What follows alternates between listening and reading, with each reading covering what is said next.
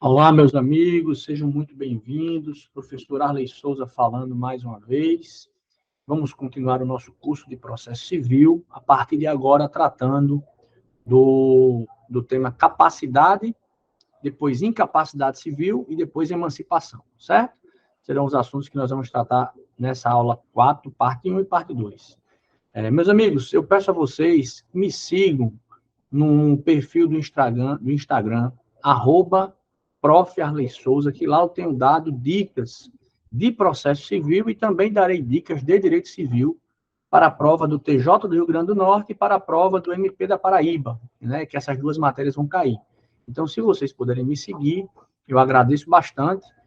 Curtam e compartilhem lá, que todo dia está tendo uma dicasinha importante para o concurso. E caso permaneça também dúvidas sobre as aulas, vocês poderão enviar um e-mail para profarleysouza@gmail.com, que eu terei o maior prazer em responder qualquer dúvida que persista após a nossa aula. Tá bom? Então, sem maiores demoras, vamos iniciar a nossa exposição, compartilhando com vocês o assunto de hoje. Beleza. Meus amigos, nós temos encerrado lá as questões da personalidade, quando inicia a personalidade, e agora nós vamos analisar a capacidade. Meus amigos, a capacidade ela pode ser classificada de duas formas, né? Nós temos a capacidade de direito e a capacidade de gozo. Aliás, a capacidade de direito ou de gozo, né? Que são sinônimos, né? Capacidade de direito e capacidade de gozo, ela é a aptidão específica para que alguém seja titular de direitos e contrair deveres, né? E titular de obrigações, certo? Para alguns autores, a capacidade de direito é sinônimo de personalidade, né? Ou seja, qualquer pessoa que tem personalidade, como nós já estudamos na aula passada, tem capacidade de direito ou capacidade de gozo. Além da capacidade de direito e capacidade de gozo, nós temos a capacidade de fato, também conhecida como capacidade de exercício ou capacidade de ação, certo? E, professor, o que significa isso? A capacidade de fato, a capacidade de exercício, é a aptidão que o Código Civil dá a algumas pessoas para exercer por si mesmas os atos da vida civil, para exercer por si mesmas, pessoalmente. A esta nós damos o nome de capacidade de fato, capacidade de exercício ou capacidade de ação. Tranquilo? Ou seja, a capacidade de fato é possuir discernimento para agir por si mesmo, certo? Atente-se que a maioridade é uma presunção legal relativa de que o indivíduo é capaz de fato, porque no Brasil nós usamos o critério etário para presumirmos que as pessoas que têm mais de 18 anos já são capazes de agir por si só, tomando as suas próprias decisões. Foi o critério cronológico estabelecido pelo nosso legislador. Então, em regra, no Brasil, as pessoas com mais de 18 anos, elas já são plenamente capazes de exercer os atos da vida civil por si mesmas, pois já teriam, em tese, o discernimento adequado para tomar essas decisões. Caso a pessoa com mais de 18 anos não tenha esse discernimento para se autocolocar no seio da sociedade, para exprimir sua vontade, para praticar os atos da vida civil, aí ele deverá ser interditado, né? Passar por um processo de interdição. Quando é que isso acontece, professor? Pode acontecer porque o indivíduo tem um problema de natureza mental, que não consegue exprimir a sua vontade por si só. Pode acontecer porque o indivíduo está em coma e alguém precisa tratar da vida civil daquele indivíduo doente que está em coma. Então, é preciso, às vezes, fazer um procedimento chamado de interdição judicial para que, através de um tutor ou de um curador, essa pessoa possa ser representada, né, pelo seu curador. Se ele tiver mais de 18 anos, o nome que se dá é curador. Joia? A tutoria ou a tutela, ela se dá por meio quando se trata de pessoas menores de 18 anos. Acima de 18 anos, aquele indivíduo que é designado após um processo de interdição para gerenciar os interesses, o patrimônio, os atos da vida civil que seriam necessários ser realizados pelo que se encontra incapaz, por algum motivo, a essa pessoa se dá o nome de curador, tá bom?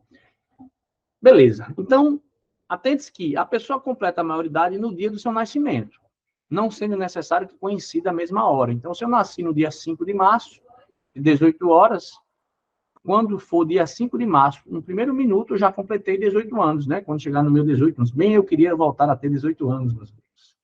Foi uma fase muito boa da minha vida, como tem sido essa minha fase aos 42, né? Mas, repitamos, a idade se completa no dia do nascimento, não se leva em conta a questão da hora do nascimento. Isso é uma curiosidade importante, que vai que cai, né? Beleza. Então, professor, entendi. Quem tem capacidade de fato de exercício de ação é quem, em regra, tem mais de 18 anos. Essa é a regra. E tem a plenitude, né, da sua saúde mental, da sua saúde física, que permite que ele possa exercer por si só esses atos. Essa é a regra no nosso direito civil.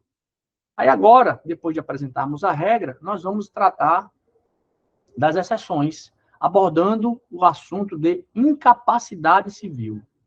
Capacidade, a gente aprende o que é, mas o que mais cai nas provas são as situações que levam as pessoas que, em regra, deveriam ser capazes, as levam a uma situação de incapacidade. Então, vamos, no nosso slide aqui, subir um pouquinho. O que significa, portanto, por ser incapacidade civil? Capacidade civil, meus amigos, é a expressão que é utilizada pela legislação, pela doutrina do direito civil, para se referir à falta de capacidade de fato, à falta de capacidade de exercício, à falta de capacidade de agir por si mesmo. Por quê? Porque personalidade e capacidade de direito, todos têm, certo? Basta ser pessoa, todos têm. Nascidos com vida, todos têm, como diz o CPC, como diz o Código Civil. Né? Nasceu com vida, tem personalidade. E personalidade é sinônimo de capacidade de direito, ou seja, capacidade de ser titulares de direitos e de contrair obrigações. É diferente de capacidade de fato, de exercício ou de ação, que é aquela de você exercer por si só os atos da vida civil. Então, eu tenho um filhinho de 9 anos de idade. Juridicamente, ele é absolutamente incapaz de realizar os atos da vida civil. Ele não pode fazer contratos. Quem tem que fazer o contrato dele é o representante dele, que sou eu, o pai ou a mãe, né? Certo? Ele é incapaz para assumir cargo público, por exemplo, porque ele só tem 9 anos. Ele é incapaz de, enfim, de exercer os atos de abrir conta em banco, por si só tem 9 anos.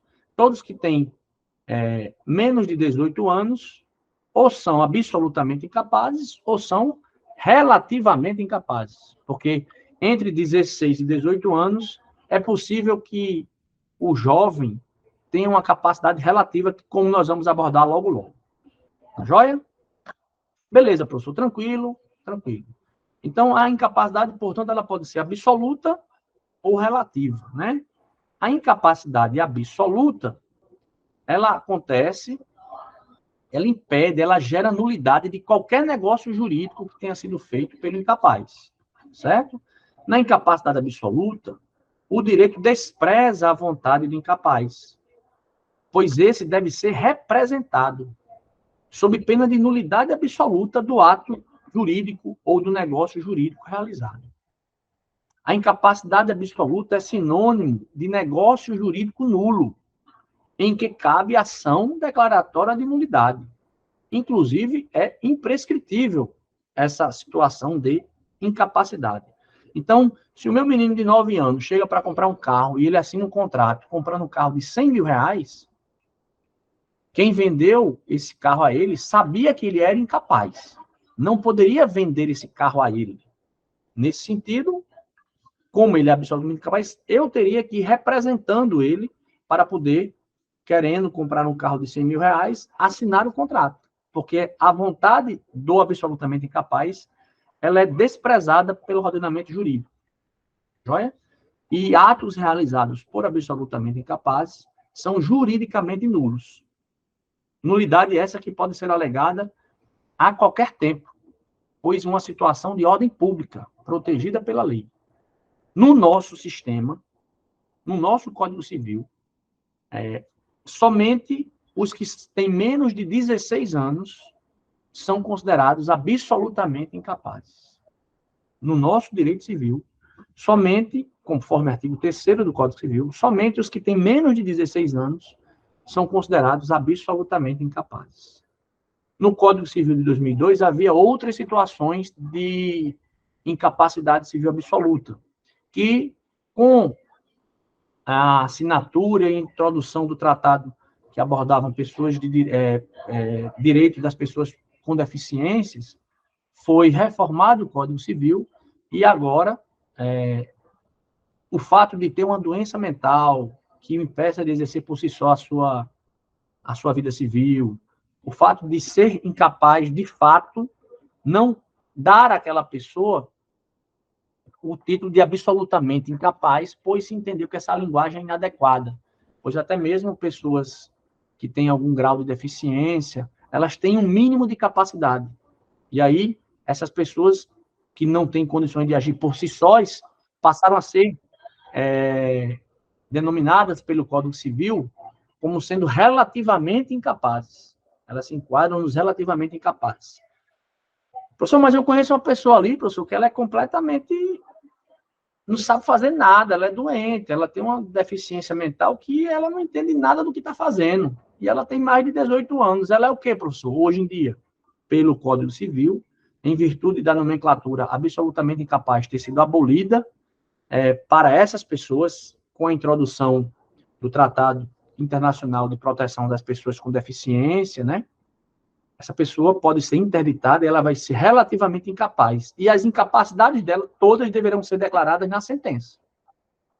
Isso teve um objetivo de inclusão, certo? Foi uma introdução trazida, que decorreu da assinatura do Brasil em relação a esse tratado que protegia os direitos das pessoas com deficiência. Então, atualmente, hoje, no Código Civil, absolutamente incapazes só há os menores de 16 anos.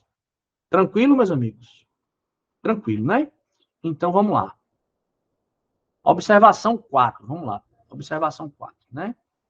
Que nós estamos continuando aí o capítulo que começamos quando estávamos falando de personalidade. Os surdo-mudos continuam sendo tratados como absolutamente incapazes? Não, certo? A resposta é não. Os surdo-mudos são considerados hoje em dia capazes. Já houve momentos no nosso ordenamento jurídico que os surdo-mudos eram considerados absolutamente incapazes, pois não sabiam expressar sua vontade por si sós, né? Mas hoje em dia, com o desenvolvimento de linguagens de Libras, com a alfabetização dessas pessoas nessa linguagem, eles não são mais considerados absolutamente incapazes, eles são considerados absolutamente capazes. Tá certo? Esse é o caso, né? Porque o conceito de absolutamente incapazes previsto no artigo 3º só engloba hoje em dia os que têm menos de 16 anos. Fixem isso, porque isso mudou há pouco tempo, né? Faz menos de 10 anos que isso mudou, então pode vir a cair, tá bom? Incapacidade relativa. O que é isso? Veja, incapacidade relativa é uma situação prevista no nosso ordenamento jurídico em que o incapaz, relativamente, tem alguma vontade, certo? A vontade dele não é desprezada totalmente pelo ordenamento jurídico quando ele vai exercer os atos da vida civil. Só que essa capacidade, ela ainda é insuficiente, né? Ele não tem o pleno discernimento para tomar as suas decisões. Considerando o critério cronológico, por exemplo, aqueles que têm entre 16 e 18 anos são incapazes relativamente a certos atos. Então, se tem mais de 16 anos e menos de 18, esse indivíduo estará classificado pelo nosso ordenamento civil como sendo relativamente incapaz. E aí, quando ele for realizar os atos da vida civil, ele deverá ser assistido pelo seu assistente, né? Pelo seu assistente. No caso, se fosse o mesmo exemplo do meu filho, que tem 9 anos. Completou 16 anos, se ele for realizar um ato, e ele, por exemplo, fosse um jogador de futebol famoso aos 16 anos, já tivesse rico, ele fosse comprar um veículo, ele iria assistido por mim, mas a vontade dele importaria. Ele assinaria como relativamente incapaz e eu como assistente dele. Esse ato sendo realizado com essa assistência, ele é plenamente válido em se tratando de alguém que tem entre 16 e 18 anos, por exemplo. Tá certo? Então, o ato ele é anulável caso o relativamente incapaz realize atos sem assistência, né? Mas se ele realizar atos com assistência, o ato é plenamente válido, tá bom? Já no caso de alguém com menos de 16 anos, o ato só será válido se for assinado pelo representante. Porque a vontade do que tem menos de 16 anos ela é desprezada pelo ordenamento jurídico. Certo?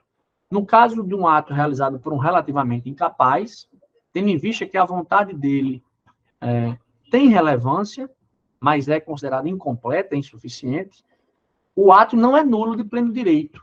Ele pode ser anulado caso tenha havido vício na vontade desse relativamente incapaz e caso ele não tenha sido assistido quando da realização do ato da sua vida civil, após ele ter mais de 16 anos e menos de 18. Joia? Beleza, professor, entendi. Outra observação importante, meus amigos, outra observação importante. A regra no direito é a incapacidade ou a capacidade? A regra é a capacidade, certo? Como eu disse a vocês, todas as pessoas acima de 18 anos, pela lei, são consideradas absolutamente capazes. Então, tem mais de 18 anos, você pressupõe a capacidade dela. Ok? Já a incapacidade, ela é excepcional e só acontece nos casos expressos na lei. Porque você não pode dizer que alguém é incapaz sem que ela se enquadre nesse rol que a lei traz. Tá bom? Beleza. Onde é que estão, professor, descritos os relativamente incapazes no Código Civil? Estão previstos no artigo 4 do Código Civil de 2002. Os relativamente incapazes, portanto, são os maiores de 16 anos e os menores de 18 anos.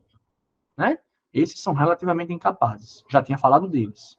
Além desses, nós temos os ébrios habituais e os viciados em tóxicos. Quem são, professor, os ébrios habituais? São aquelas pessoas que são alcoólatras, que bebem todos os dias, ou os que são viciados em tóxicos, como aquelas pessoas da Cracolândia lá. Aquelas pessoas, elas não têm plena capacidade para atuar na vida civil, pois se enquadram no artigo 4º, né, inciso 2 lá do Código Civil, que prevê que essas pessoas, em virtude do uso excessivo de drogas ou de álcool, na maioria dos momentos da sua vida, estão em situação de incapacidade relativa. Precisam ser realizados seus atos, portanto, com algum assistente. Eles são considerados relativamente incapazes. A letra C fala, e aí o artigo 4º, inciso 3, diz assim, aqueles que, por causa transitória ou permanente, não puderem exprimir sua vontade. Então, imagine alguém que está em coma, né? Uma doença que o deixou em coma. Veja, o coma não necessariamente vai ser permanente. Ele pode até ser, mas não dá para se dizer isso de pronto, de prévio, né? Antecipadamente. Então, aquela pessoa que está em coma, ela não consegue realizar os atos da vida civil por si mesma, mas ela pode ser interditada em juízo para que, por exemplo, o seu parente, o seu cônjuge, né, o seu filho maior de idade, os seus pais, sejam nomeados pelo juiz curador dela e realizem os atos da vida civil que ela realizaria caso estivesse sã, né, estivesse com a saúde ok. Então, as pessoas que, por causa transitória ou permanente, não podem exprimir sua vontade, hoje são consideradas relativamente incapazes. Tá joia? E, além disso, nós temos os pródigos, que são pessoas que gastam demais. Pródigo é aquela pessoa que gasta mais do que ganha de forma irrefreada, sem limite. Essas pessoas podem ser consideradas relativamente incapazes para os atos de disposição do seu patrimônio.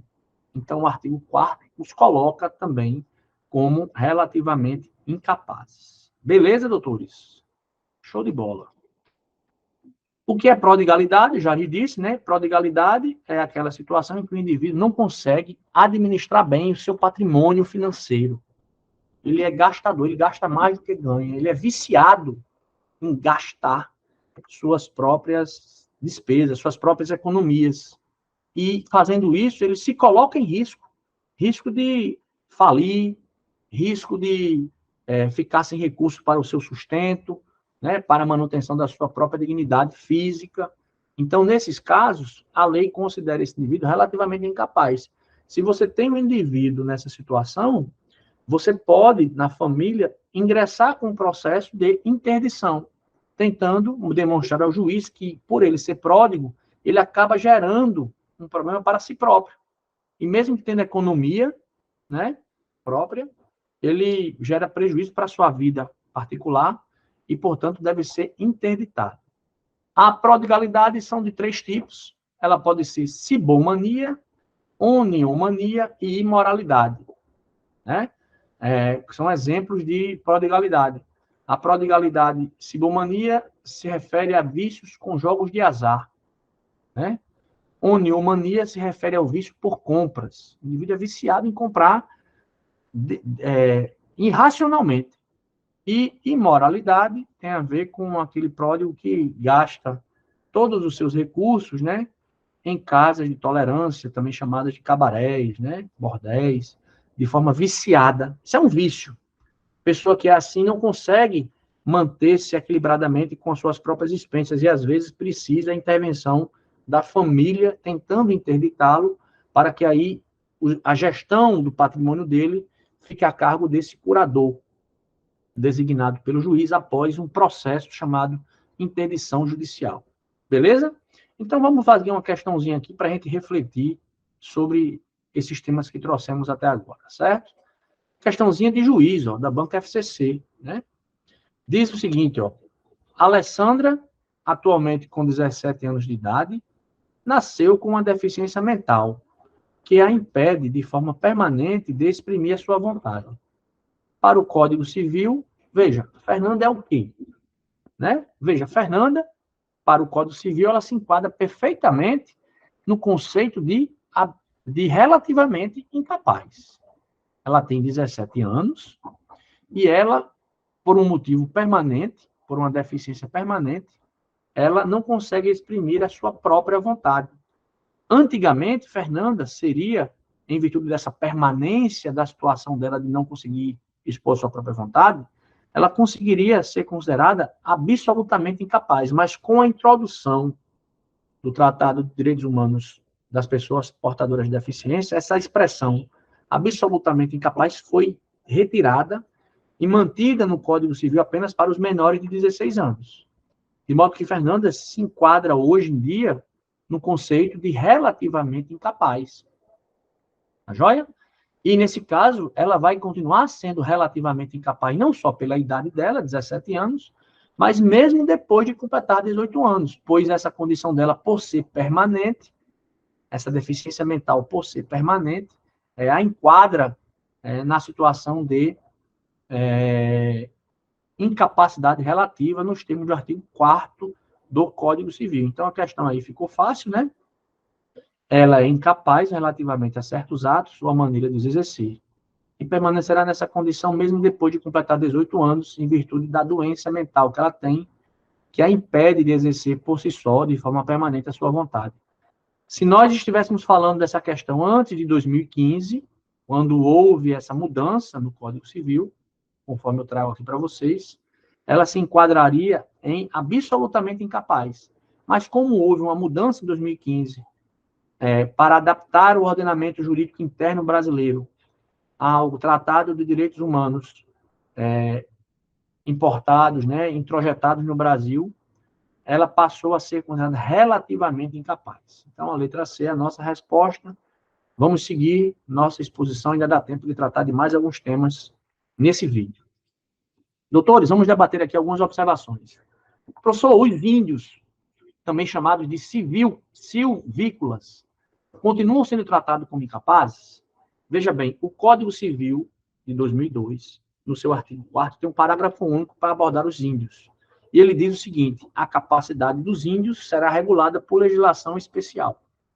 Então, a capacidade dos índios é regulada hoje em dia pelo Estatuto do Índio, que é a Lei 6.001 de 73. Esse diploma, essa regra, essa lei é que regula a capacidade do índio no que toca às suas relações e atos da vida civil. Perfeito? Se o índio, segundo diz essa lei, estiver integrado à comunhão nacional, ou seja, ele já estiver integrado à nossa sociedade, aos nossos valores, aos nossos costumes, se ele participa dos nossos costumes, ele será considerado capaz, conforme diz o Estatuto do Índio.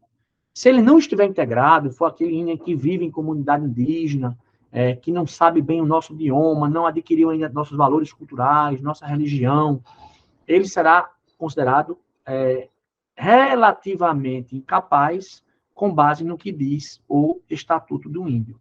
Ele não é absolutamente incapaz. Por quê? Porque absolutamente incapaz hoje em dia, desde 2015, é apenas a pessoa que tem menos de 16 anos, por expressa disposição do Código Civil. Perfeito? Mas ele vai ter uma incapacidade especial que é regulada por essa lei, que é a norma própria chamada Estatuto do Índio. Tá joia? Então, esse tema da incapacidade do índio, ele não é muito cobrado em concurso, certo? Mas vai que, né? Então, eu trouxe para vocês o debate. Não há uma resposta, assim, clara, se o termo a ser utilizado deve ser incapacidade relativa ou incapacidade especial, porque o Estatuto do Índio não vai cair na sua prova. Vocês apenas têm que saber que, em regra, o índio, por ser índio, tem a sua capacidade regulada por uma norma especial, que é o Estatuto do Índio. É isso que deverá cair na sua prova. O Estatuto do Índio cria uma regra própria e diz que ele deve ser assistido nos atos da vida civil, sob pena de nulidade absoluta, ou seja, no caso do Estatuto do Índio, o índio, mesmo com mais de 18 anos, enquanto ele não tiver se aculturado na nossa cultura, ele continuará ele tendo uma incapacidade especial, né, que não está expressamente enquadrada nem na do artigo 4º do Código Civil, nem do artigo 3º, que fala dos absolutamente incapazes. Ele não é absolutamente incapaz. Ele também não se enquadra nos relativamente incapazes. Ele tem uma incapacidade especial que impõe que, para realizar os atos da vida civil, ele seja assistido nesses atos da vida civil, caso ele não esteja aculturado, né? Já não tenha absorvido caso ele não esteja integrado à comunidade nacional, certo? Aculturado, já tenha absorvido todos os nossos valores. E essa lei não colocou um prazo para isso. Então, enquanto não houver esse aculturamento no índio, essa integração plena no índio à comunidade nacional, ele terá essa incapacidade especial que exige assistência para a realização dos atos da vida civil. Tranquilo, meus amigos? Beleza, beleza. Veja que, nesse caso, a lei não fala representado, fala assistido, né? A vontade do índio, nesse sentido, ela será desprezada se ele realizar o ato sozinho, mesmo ele tendo mais de 18 anos, por ser índio e por não ter ainda se aculturado plenamente da comunidade nacional, se integrado plenamente à comunidade nacional, ele vai ser considerado incapaz, mas com incapacidade que não dá para chamar de relativa, né? E nem dá para, porque a incapacidade relativa, ela poderia um dia, ela exige a assistência, mas ela não despreza a vontade do incapaz. Já na incapacidade do indígena, ela é uma incapacidade que exige assistência, mas despreza a vontade do índio, porque sem a assistência o ato é nulo, de pleno direito. É a legislação especial do Estatuto do Índio regulando essa matéria, certo? Então vamos fazer mais uma questãozinha aqui, ó. Questãozinha da FCC para o cargo de técnico judiciário, certo? De acordo com o Código Civil, a incapacidade das pessoas menores de 18 anos, né? Os menores de 18 anos são, se tiver entre 16 e 18, relativamente incapazes. Se tiver menos de 16 anos, serão absolutamente incapazes. Então, vamos ver quais são as alternativas aí à nossa disposição. Então, ó, de acordo com o Código Civil, a incapacidade das pessoas menores de 18 anos cessará pela morte de ambos os pais. Não necessariamente, né? Não é a morte dos pais que cessa a incapacidade do menor, certo? A incapacidade dos menores de 18 anos, ela é sempre absoluta? Não. ela só vai ser absoluta se esse menor de 18 anos tiver menos de 16 anos. Então, também não é a letra B. Certo? Também não é a letra B. Essa incapacidade do menor de 18 anos, ela é sempre relativa? Não, ela pode ser absoluta. Ela só é relativa se o menor tiver entre 16 e 18 anos, né? Ou seja, tiver mais de 16 e menos de 18 anos, ou seja, 17 anos e 364 dias, já que um ano tem 365 dias. Quando ele completou 18, ele se tornou capaz. Se ele tem entre 16 e 17 anos e 364 dias e 11 horas e 23 horas e 59 minutos, ele é relativamente incapaz. Então, ela não é sempre relativa, ela pode ser relativa ou absoluta. A letra D diz o seguinte, ó, a incapacidade das pessoas menores de 18 anos cessará pela colação de grau em nível superior. Essa é uma das situações em que ocorre a emancipação do menor. É a colação de grau em curso superior, independentemente da idade do menor. Interessante isso, né? Um indivíduo que seja um gênio com 13 anos e se formou em medicina na UFRN, por exemplo, ele deixa de ser considerado incapaz para a realização dos atos da vida civil. Isso é praticamente impossível de acontecer hoje em dia, mas está previsto no nosso Código Civil como uma das causas que fazem cessar a incapacidade dos menores. Então, portanto, a letra D é a nossa resposta desse exercício aqui. E é assim que cai, meus amigos, viu? É assim que cai esses conceitos de incapacidade, capacidade relativa, incapacidade absoluta, tá certo? Diz aqui, ó, cessará pela concessão dos pais mediante instrumento particular. É possível que a incapacidade do jovem maior de 16 anos cesse, mas não por meio de um instrumento particular. Na verdade, os pais podem fazer um procedimento que nós chamamos de emancipação, e nós vamos dar daqui a pouco com mais detalhes. Esse procedimento de emancipação, o menor tem que ter pelo menos 16 anos completos. E esse instrumento de emancipação, essa emancipação, ela é feita por meio de um documento público, de uma escritura pública, para que todos tenham ciência de que aquele menor de 16 anos foi emancipado, né? Ele era para ser relativamente incapaz, mas os pais decidiram emancipá-lo para que ele pudesse realizar os atos da vida civil por si só. Tranquilo, meus amigos? Beleza, professor, estou entendendo bem. Eu acho que hoje está fluindo bem, está fácil, né, professor? Matériazinha tranquila. Beleza. Eu falei para vocês da interdição, então vamos adiantar aqui o tema interdição, né? Não de forma assim profunda e detalhada, analisando questões processuais, porque não cai o procedimento de interdição no seu concurso, não está previsto no CPC, né? Mas vamos dar uma compreensão aqui geral do que seria essa interdição, né? Interdição, meus amigos, é um procedimento de jurisdição voluntária previsto no CPC, que tem por objetivo declarar a incapacidade relativa de uma pessoa. Então, não existe mais interdição para declarar a incapacidade absoluta, porque o Código Civil diz que absolutamente incapazes são apenas os menores de 16 anos, certo? É considerado esse procedimento de jurisdição voluntária porque, ainda que seja contestado pelo interditando, que é a pessoa que se pretende interditar, entende-se que quem pleiteia a interdição do interditando está querendo proteger a pessoa interditando. Então, imagine você ter um irmão que é pródigo, que não sabe gerenciar os próprios recursos, que tem mania de compra, é viciado em compras, e você, para proteger o interesse dele, quer interditá-lo, para que ele não possa mais gerir por si só o seu patrimônio, sob pena de vir a falir, né? A ficar inadimplente com todo mundo, vivendo cheio de dívidas. E aí você ingressa em juízo com esse processo de interdição em face do seu irmão, né, que tem esse vício em compras. O seu irmão pode achar que ele não tem vício. O seu irmão pode entender que ele não é pródigo. Ele vai se defender nesse processo.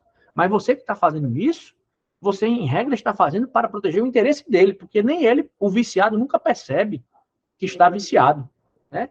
Então, você ingressa em juízo, a interdição é feita é feita uma perícia médica para constatar se o indivíduo, de fato, tem algum grau de incapacidade, e essa perícia médica é levada para o juiz preside um procedimento, o juiz mesmo faz uma investigação, entrevista o interditando para verificar o nível de capacidade desse interditando, em um juiz acolhendo o seu pedido, aquele indivíduo vai ser interditado Isso vai ser registrado no registro civil dele, vai ser publicado para que todos tenham ciência, vai ser elaborado documentos públicos de modo que todo mundo tenha ciência, e aí, a partir dali, por exemplo, em relação aos atos que envolvam patrimônio, nenhum ato do pródigo será considerado válido, a não ser que ele seja realizado por meio de assistência, né? Daquele que foi nomeado pelo juiz. Beleza? Então, vamos aqui, uma observaçãozinha aqui, ó. Pode ser interditado um menor de idade? Veja, a interdição geralmente é realizada para adultos, certo? Mas ela não é exclusiva para adultos. Ela pode, sim, ser dirigida a um menor, entre 16 e 18 anos, que ainda não foi emancipado. Aliás, que tinha sido emancipado, mas que por algum motivo perdeu a capacidade de agir por si só. Então, é possível, sim, a interdição de menores emancipados, certo? Quem pode ser objeto de interdição? Veja, em regra, você precisa ser alguém maior de idade ou alguém menor de idade que tenha sido emancipado. Então, você tem que ser uma pessoa que tem capacidade de produzir os atos da vida civil por si só. Ou seja, que, portanto, tem capacidade de fato, capacidade de exercício. Joia? Menor, que não seja emancipado e que não esteja entre 16 e 18 anos, né? Ou seja, não tem entre 16 e 17 e 18 anos incompleto, não há necessidade, não há interesse de agir para interdição desse menor. Joia? Atente-se que o menor de 16 anos pode casar. O menor com 16 anos, né? O menor de 16, quer dizer, o menor que tem 16 anos. Ele já pode casar, ser testemunha, fazer testamento e ser mandatário. Joia? Se o menor não tem discernimento, aí é preciso ingressar com essa ação de interdição. Joia? Beleza, beleza. Então, a interdição exige que a pessoa seja capaz para poder ser interditada. Bom? Se ele já é incapaz, não tem sentido falar em interdição. Tranquilo, meus amigos? Beleza, estamos quase finalizando essa parte da aula, essa primeira metade. Eu vou só falar aqui da natureza jurídica da sentença de interdição. Dependendo do autor que escreve sobre interdição, ou seja, do doutrinador, encontramos duas correntes que falam da natureza jurídica da decisão, da sentença que declara alguém incapaz, relativamente. Há alguns autores de processo civil que dizem que a interdição tem natureza constitutiva. Isso quer dizer o seguinte, que a decisão do juiz que julgou o indivíduo como incapaz relativamente a certos atos da vida, vai produzir efeitos a partir dali. Ou seja, ela é constitutiva, ela constitui a situação de interditado. Certo? Mas há outros autores que dizem que a sentença tem natureza declaratória. E essa é a posição majoritária, né? Às vezes, o juiz sentencia a situação de alguém incapaz, mas esse alguém já era incapaz há muito tempo atrás. E os pais demoraram a promover o processo de interdição. E, às vezes, esse indivíduo realizou atos jurídicos, os mais variados. Veja, se esse indivíduo já era incapaz ao tempo em que realizou esses atos jurídicos, e a sentença que declara a interdição é declaratória, isso quer dizer que ela vai retroagir para anular todos aqueles atos realizados pelo incapaz. Certo? Beleza. Há essas duas teses, tá bom? Aí o debate que se diz é o seguinte: os efeitos da decisão da sentença. Em regra, né? Em regra, os efeitos vão anular os atos que venham a ser realizados daqui para frente. Então, nesse sentido, os efeitos deverão ser anular. O indivíduo sendo declarado interditado, todos os atos que ele fizer dali para frente serão considerados nulo, caso ele não tenha feito com a sua assistência. Os atos pretéritos poderão ser anulados. Poderão ser anulados. Mas aí vai ter que se provar no processo que ele já era incapaz ao tempo da realização do ato. Tá bom? Então, vamos lá. Observação 8, para nós finalizarmos a nossa aula, essa primeira parte da aula 4, e começarmos aí, já, o nosso próximo tópico, tá bom? Numa sentença de interdição, os efeitos retroagem aos atos anteriormente praticados? É como eu disse a vocês, vai variar da situação. Vamos lá. Por exemplo, imagine-se um interditando de 30 anos de idade, depois de ter vendido uma casa com 22 anos de idade, 8 anos depois, né? Isso vai ser realizado, vai promover a anulação do ato? O caso concreto é quem vai dizer, certo? Se ao tempo da realização ele já era incapaz absolutamente, aliás, relativamente à realização daquele ato, poderá ser anulado o ato, mas isso vai ter que ser provado, e é um ato de difícil prova. Perfeito? Então, em regra, essa venda vai ser válida. Em regra, essa venda vai ser válida. Porque a sentença de interdição, em regra, ela vai produzir efeitos dali para frente. Ela vai ter efeitos ex nunc, ou seja, efeitos não retroativos. Essa é a regra. Bom? Beleza. Sobre a publicidade da sentença que declara a interdição. A sentença precisa ser publicada na imprensa. O posicionamento majoritário é de que há necessidade de publicação na imprensa de massa, bem como na imprensa oficial. Então, quando se interdita alguém, é preciso se informar a toda a comunidade que aquele indivíduo ele é interditado, para que as pessoas não realizem atos jurídicos com ele, negócios jurídicos com ele, sem que ele esteja devidamente assistido e depois venham a ter prejuízos por ter realizado atos negociais, negócios jurídicos, com alguém que é interditado e que não pode assinar por si só, exercer por si só os atos da vida civil, pois não tem capacidade de fato plena.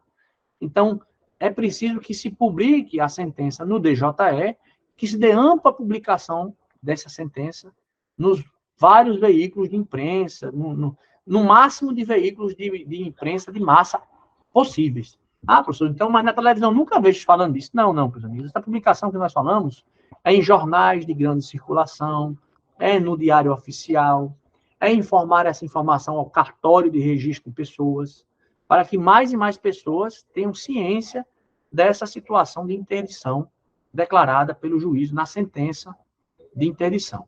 Beleza? A sentença precisa ser registrada? Sim. A sentença tem que ser registrada no cartório, como eu já disse, certo? Mas não é pelo fato dela ser registrada que você vai deixar de dar ampla publicidade a ela. Foi isso que eu quis colocar nessa observação aí, OBS 2, tá certo? Beleza? E a observação 3 diz o seguinte, ó. E se o interditado praticou ato em um intervalo de lucidez? Veja, a nossa doutrina, a nossa jurisprudência não admite a ideia de intervalos de lucidez. Portanto, se ele é interditado, mesmo que ele tenha tido intervalo de lucidez, o ato praticado por ele, sem a assistência, será considerado nulo. Poderá ser, portanto, anulado pelo seu curador, né? Ou pelo seu curador, que é a pessoa que fica sendo responsável por assistir o interditado. Tá certo? Meus amigos, incapacidade natural.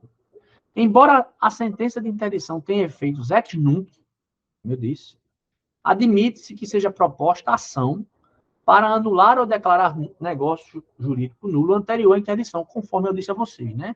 É possível se propor uma ação de anulação se houver provas de que o indivíduo que realizou aquele ato, ele era incapaz de realizar aquele ato por si só no momento do ato. Porque os negócios jurídicos, meus amigos, só podem ser realizados por pessoas capazes de externar e de exercer os atos da vida civil. Então, é possível propor anulação, mas isso vai ser no caso concreto. A regra é que a sentença de interdição produz efeitos a partir da sua publicação. Beleza? E, para finalizar, isso é o conceito, né? Isso que eu acabei de falar é o conceito de incapacidade natural. Tá certo? Para que seja admitida tal reconhecimento da incapacidade, há necessidade de se observar 2 requisitos. A incapacidade tem que ser manifesta. Ou seja, por exemplo, aquela pessoa que baba, que tem todos os sinais físicos de expressão de sua incapacidade, por exemplo. Essa pessoa tem uma incapacidade natural. E mesmo que ela não tenha sido interditada, esse ato realizado por ela poderá ser anulado por meio de uma ação anulatória. Beleza. E também se detectar a má-fé do outro contratante, né? Porque geralmente quem faz contrato com pessoas manifestamente incapazes, o está fazendo de má fé, né? E aí é possível, portanto, anular esse contrato. Cessação da incapacidade. É todo e qualquer ato que ponha fim à incapacidade da pessoa. Às vezes a pessoa tem uma doença, está em coma e regressa e fica plenamente são. Então, cessou a incapacidade da pessoa. Tá certo? Então, qualquer ato que ponha fim à incapacidade da pessoa, qualquer ato pode fazer cessar a incapacidade. Também, por exemplo, se o indivíduo é absolutamente incapaz e passa a ter 16 anos e 17 anos incompletos, ele vai se tornar relativamente incapaz. Completou 18 anos, ele automaticamente cessa a incapacidade dele, ex lege, ou seja, em decorrência da lei, tá bom? Então, eu vou interromper a aula nesse momento, em virtude de o vídeo já está ficando um pouco grande. Nós vamos continuar esse assunto no próximo vídeo, tá bom? Já nos encontramos. Bons estudos. Um abraço aí do professor Arlen. Vamos continuar esse assunto para vencermos ele hoje.